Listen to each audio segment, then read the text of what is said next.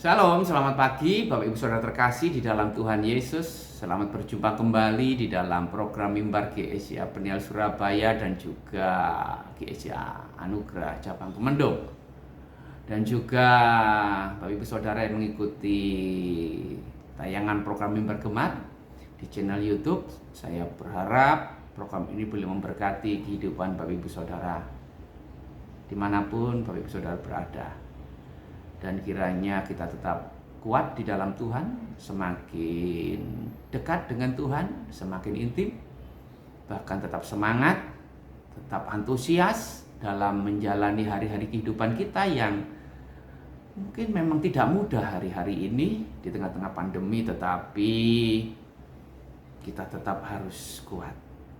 Sebab Tuhan Yesus ada bersama dengan kita, kasih setianya tidak pernah berkesudahan, rahmatnya selalu baru tiap pagi. Dan pagi hari ini dalam pembacaan rutin jadwal program Mimbar Gemar GSIA, saya diberkati dalam pembacaan di dalam 1 Samuel pasal 22 ayat pertama sampai yang kelima. Saya akan bacakan ayat pertama sampai yang kedua. Bapak Ibu Saudara perhatikan dengan baik. Daud di Gua Adulam. Lalu Daud pergi dari sana dan melarikan diri di Gua Adulam. Ketika saudara-saudaranya dan seluruh keluarganya mendengar hal itu, pergilah mereka ke sana mendapatkan dia. Berhimpunlah juga kepadanya setiap orang yang dalam kesukaran, setiap orang yang dikejar-kejar tukang piutang, setiap orang yang sakit hati, maka ia menjadi pemimpin mereka. Bersama-sama dengan dia ada kira-kira 400 orang. Haleluya. Ketika saya membaca dan merenungkan bagian ini, ada hal yang unik, ada hal yang luar biasa. Ternyata di dalamnya ada pesan Allah yang sangat mendalam, Bapak Ibu Saudara, tentang peristiwa Daud melarikan diri dan bersembunyi di Gua Adulam. Ya, banyak mungkin yang sering mendengar terapi Gua Adulam, tetapi memang itulah realita dan kebenaran pesan Tuhan pagi hari ini di dalam pembacaan kita. Peristiwa Gua Adulam, kalau boleh saya katakan, bukan hanya itu pergumulan yang dialami dalam kehidupan Daud, tetapi ini juga menjadi gambaran pergumulan kehidupan kita hari-hari ini. Tetapi ada nilai-nilai, ada prinsip-prinsip, ada kebenaran-kebenaran yang luar biasa yang bisa kita ambil dari peristiwa pergumulan Daud dalam persembunyiannya di Gua Adulam. Yang pertama, Gua Adulam berbicara tentang kesendirian, kehilangan, rasa keterpurukan, atau titik nadir di dalam perjalanan kehidupan kita. Kalau kita melihat bagaimana Daud sebelum dia melarikan diri dan bersembunyi di Gua Adulam, Daud seorang pribadi yang sangat luar biasa, bahkan pahlawan yang gagah perkasa. Kalau dalam pasal-pasal sebelumnya kita melihat di dalam kitab 1 Samuel, di mana Daud di dalam pasal yang ke-16 dalam awal perjalanan hidupnya, dia dipilih oleh Tuhan, diurapi untuk menjadi raja ketika dia masih menjadi anaknya Isai. Kemudian dalam pasal 17-18 bagaimana Daud mengalahkan Goliat, pahlawan Filistin yang luar biasa itu. Sehingga melalui kemenangan yang spektakuler itu nama Daud jadi masyhur. Kemudian Daud dipercaya untuk memimpin pasukan, salah satu pasukan dari Raja Saul. Sehingga di dalam penugasannya dicatat oleh Alkitab, Daud seringkali mengalami kemenangan. Sehingga semakin tersohor, semakin terkenal. Dia punya predikat yang luar biasa, pahlawan bagi bangsa Israel. Bahkan mengalahkan rajanya sendiri, Raja Saul. Satu peristiwa dicatat di dalam 1 Samuel 18. Ya kan? Ketika Saul dengan para panglima-panglimanya, dengan bala tentara termasuk Daud, pulang dari peperangan, perempuan-perempuan Israel keluar dicatat di situ.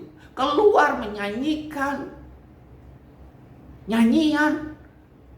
Dan di dalam syair nyanyian itu dikatakan Saul membunuh beribu-ribu musuh, tetapi Daud membunuh berlaksa-laksa. Ibu saudara, Daud mempunyai nama besar yang luar biasa, terkenal, tersohor, bahkan mengalahkan Saul, raja pada saat itu. Iya kan? Belum lagi Daud setelah peristiwa itu diangkat menjadi pegawai, pengawal, mungkin salah satu panglima tentaranya Saul. Ya. Belum lagi peristiwa yang semakin membuat nama Daud terkenal. Dia diambil menjadi menantu Raja Saul. Sehingga dia punya kedudukan yang semakin terhormat di dalam pemerintahan Raja Saul. Mikal, anak Saul, diberikan kepada Daud. Sehingga Daud menempati rumah pribadi di istana itu sebagai bukan hanya pegawainya Saul, tapi mantunya Raja Saul. Ya. Tetapi kemudian ketika Daud sudah mulai naik daun, sudah mulai tersohor, terkenal, dalam satu malam statusnya dia berubah. Dia dikejar-kejar Saul dan akan dibunuh. Sehingga Daud harus melarikan diri dari Raja Saul. Dan dalam pembacaan kita ini merupakan rangkaian pelarian Daud dari satu tempat ke tempat yang lain. Bahkan sampai sebelum peristiwa di Gua Adulam, dia melarikan diri ke daerah Filistin, di daerah Gad, dan bertemu dengan Raja Akis. Sampai dia ketakutan karena Raja Akis adalah raja orang Filistin yang dia perangi, musuhnya Israel. Dan dia berada di tengah-tengah bangsa Filistin, orang Gad. Dia sampai menyamar seperti orang gila. Coba bayangkan, dari status yang luar biasa, pahlawan, menantu raja, sudah diurapi sebagai calon raja, tapi kemudian drastis dia harus menjadi kehilangan status, kehilangan segala-galanya. Dia pada titik nadir dan dia harus bersembunyi di Gua Adulam.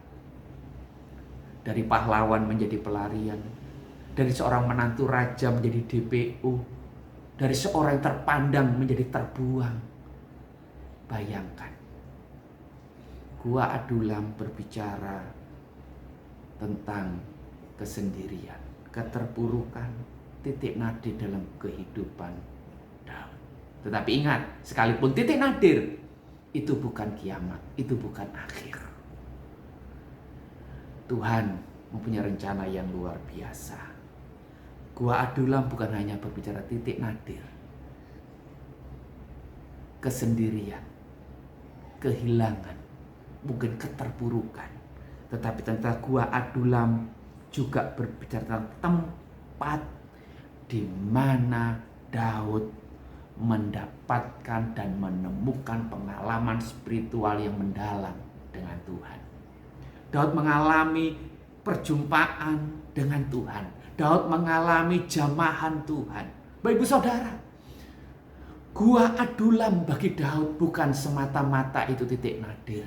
Ternyata Gua Adulam itu merupakan tempat di mana dalam kesendirian dia, keheningan, dia bisa bersekutu dengan Tuhan, dia bisa intim dengan Tuhan, dan di sana dia mendapatkan dan menemukan Tuhan. Perjumpaan secara pribadi yang memulihkan dan memperbarui hidupnya. Gua Adulam menjadi pengalaman bukannya Daud, tetapi beberapa tokoh di dalam Alkitab. Musa Dia mengalami gua adulam dalam tanda kutip. Dalam pelariannya, dia ada di Median, di penggembalaan, di padang gurun di Median, dalam kesendirian. Dia mengalami perjumpaan dengan Tuhan. Dalam keterpurukan, dari status pangeran Mesir, dia menjadi seorang penggembala kambing domba mertuanya Yitro. Tapi dalam kesendirian, dalam titik nadir itu, dia menemukan perjumpaan dengan Tuhan. Dicatat, Yusuf dalam kesendirian keterpurukan di penjara, tapi dia menemukan Tuhan. Elia dalam kesendirian di atas bukit, dia menemukan perjumpaan dengan Tuhan.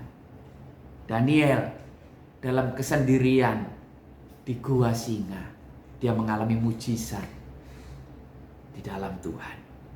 Bahkan Yesus di dalam kesendiriannya, ketika dia bergumul di Taman Getsemani dalam ketakutan kegentaran, dia mengalami kekuatan yang baru. Gua Adulam.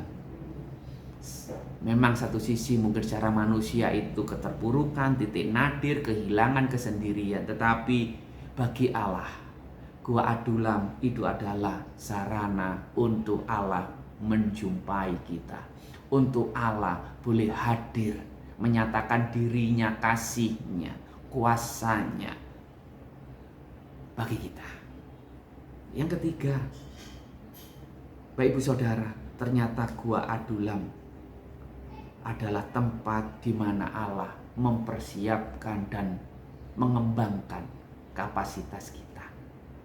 Perhatikan ketika dicatat dalam 1 Samuel 22, Daud melarikan diri ke gua Adulam untuk supaya aman dalam kesendirian. Ternyata saudara-saudaranya, keluarga besarnya dengar, akhirnya nyusul semua ke gua Adulam.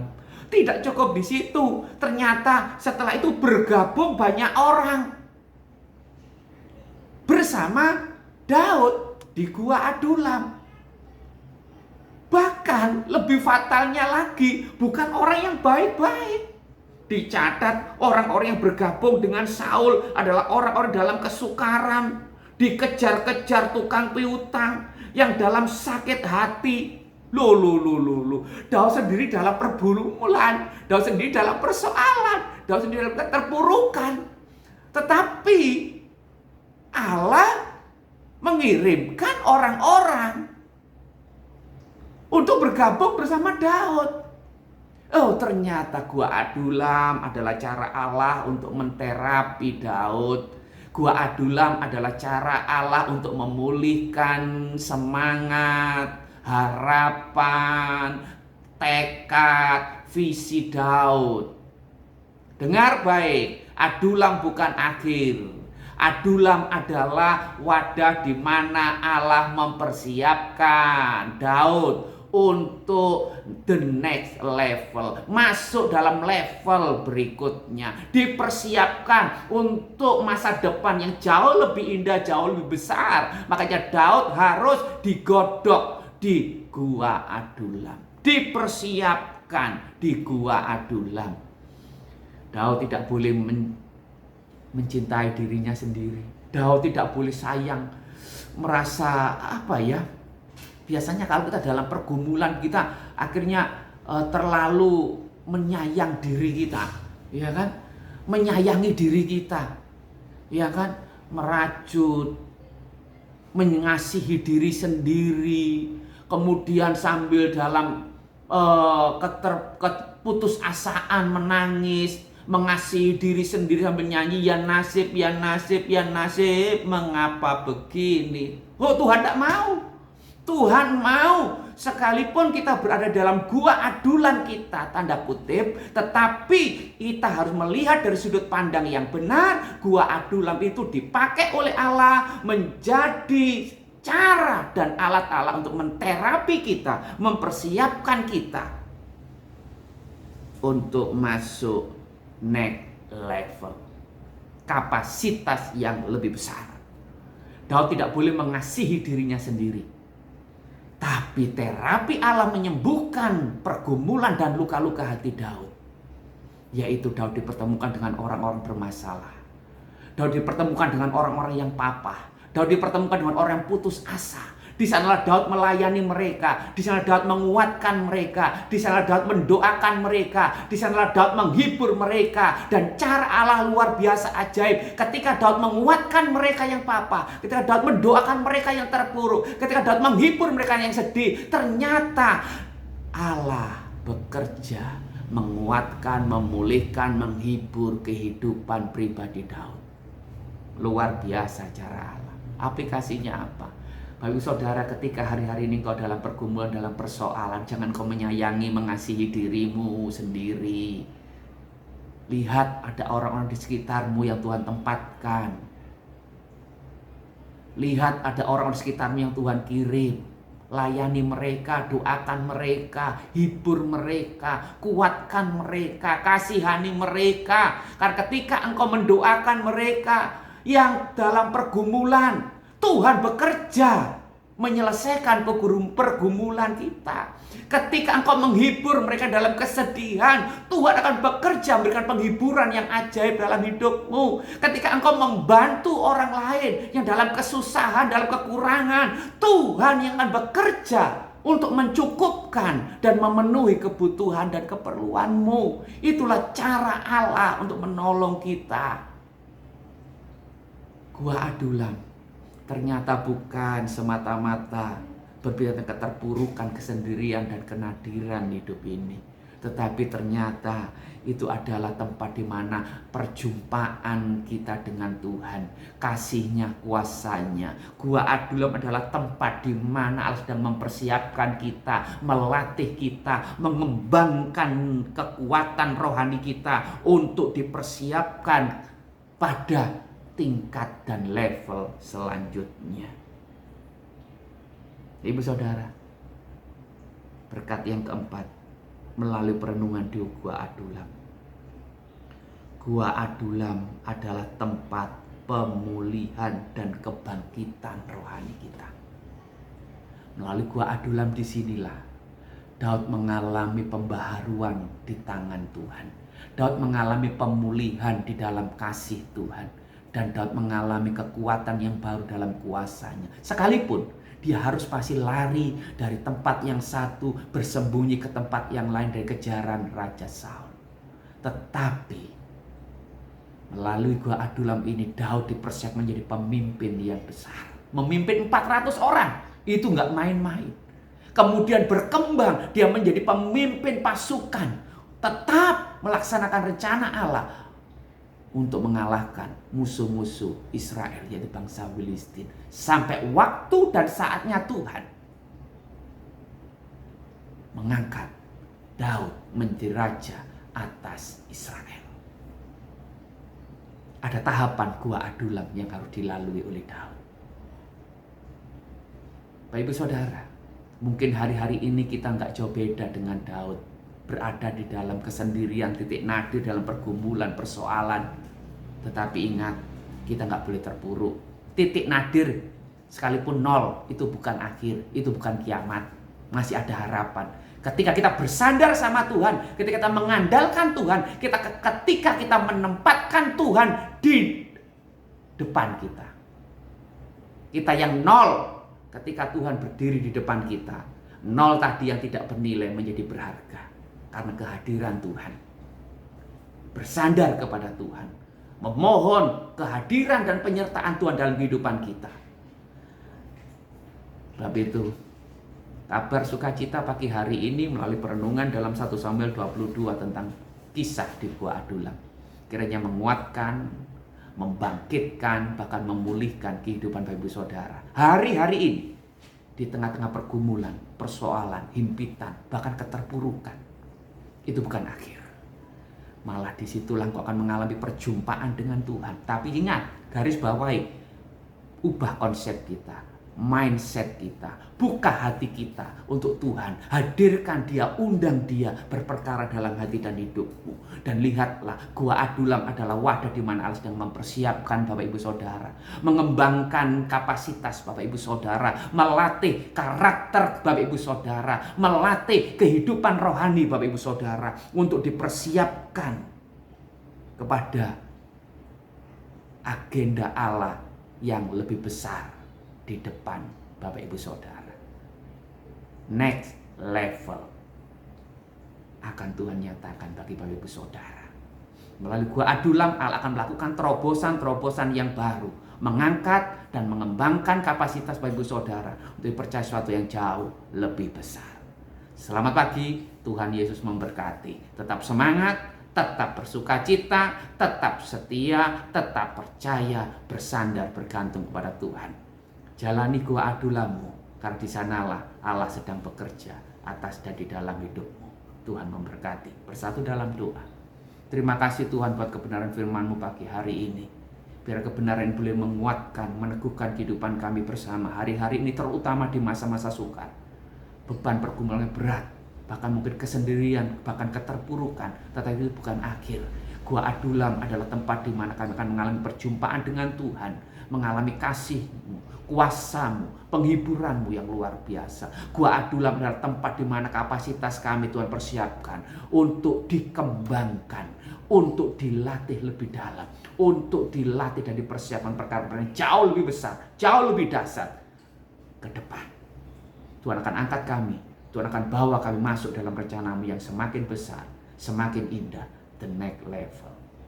Mengalami terobosan-terobosan yang baru bersama dengan Tuhan melalui Gua Adulam. Berkat tiap telinga yang mendengar, tiap sidang jemaat Tuhan yang mengikuti program Bergemar ini, dimanapun sidang jemaat-Mu berada, diberkati Tuhan, dilawat dan ditolong Tuhan. Dalam nama Tuhan Yesus, berkati aktivitas kami hari ini, dalam perlindungan penyertaan Tuhan yang sempurna. Dalam nama Bapa, Putra, dan Roh Kudus. Damai sejahtera Allah menyertai kami. Amin. Selamat pagi, selamat beraktivitas. Tuhan Yesus memberkati. Shalom, damai sejahtera.